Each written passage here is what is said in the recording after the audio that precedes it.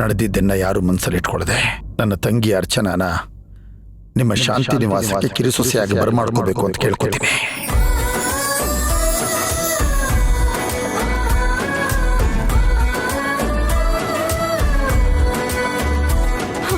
ಅಯ್ಯೋ ವೀರಣ್ಣ ಅವ್ರೆ, ಎಂಥ ಮಾತು!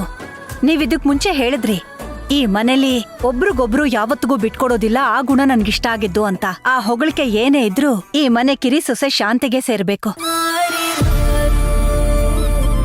ನಮ್ಮ ಕುಟುಂಬ ಇವತ್ನವರೆಗೂ ಜೇನ್ಗೂಡಿನ ಹಾಗೆ ಇದೀವಿ ಅಂತಂದ್ರೆ ತನ್ನ ಜೀವ ತನ್ನ ಜೀವನ ಎರಡನ್ನೂ ತ್ಯಾಗ ಮಾಡಿದ ಪುಣ್ಯವಂತೆ ನಮ್ಮ ಶಾಂತಿ.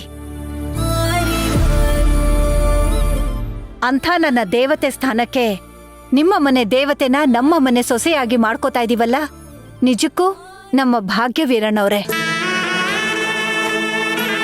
ತಾನಾಗೆ ಬರ್ತಿದ್ದ ಅದೃಷ್ಟ ಎಲ್ಲಿ ನಮ್ ಕೈ ತಪ್ಪಿ ಹೋಗುತ್ತೋ ಅಂತ ನಮ್ಮೆಲ್ರಿಗೂ ದೊಡ್ಡ ಚಿಂತೆ ಆಗೋಗಿತ್ತು. ನಿಮಗೆ ನಾನು ಧನ್ಯವಾದ ಹೇಳ್ತೀನಿ ವೀರಣ್ಣವ್ರೆ. ನಿಮ್ಮ ತಂಗಿನ ಮತ್ತೆ ನಮ್ಮನೆ ಕೊಡೋದಿಕ್ಕೆ ನೀವು ಮನಸ್ಸು ಮಾಡಿದ್ರಲ್ಲ, ಅಷ್ಟೇ ಸಾಕು. ವೀರಣ್ಣವ್ರೆ, ಈಗ್ಲಾದ್ರೂ ಕಾಫಿ ಕುಡಿಬೋದಾ?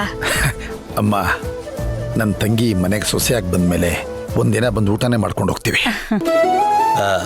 ಹಾಗಿದ್ರೆ ನಾವು ಮದುವೆ ತಯಾರಿ ಮಾಡ್ಕೋಬಹುದಾ? ಖಂಡಿತವಾಗ್ಲು. ಅದರಲ್ಲಿ ಯಾವ ಬದಲಾವಣೆಗಳು ಇಲ್ಲ. ಮೊದಲು ಹೇಗಿತ್ತೋ ಹಾಗೆ ಮುಂದುವರಿಲಿ. ನಾನಿನ್ ಬರ್ತೀನಿ. ಆಯ್ತು, ಹೋಗ್ ಬನ್ನಿ. ತುಂಬಾ ಸಂತೋಷ.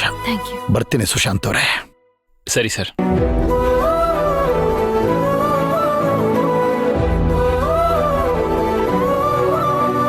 ಸಿದ್ದು, ಅಪ್ಪ ಭಗವಂತ,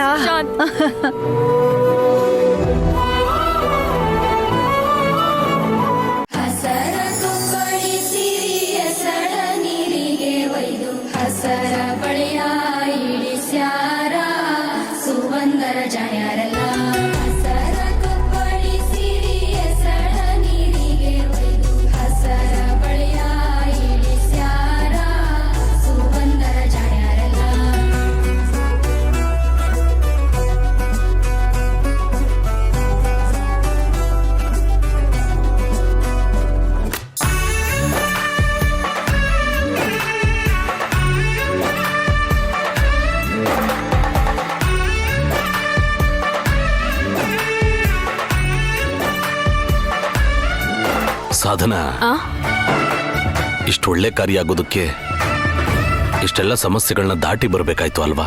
ಹೌದು ಸಿದ್ದು, ಎಲ್ಲ ದೇವ್ರ ದಯೆ.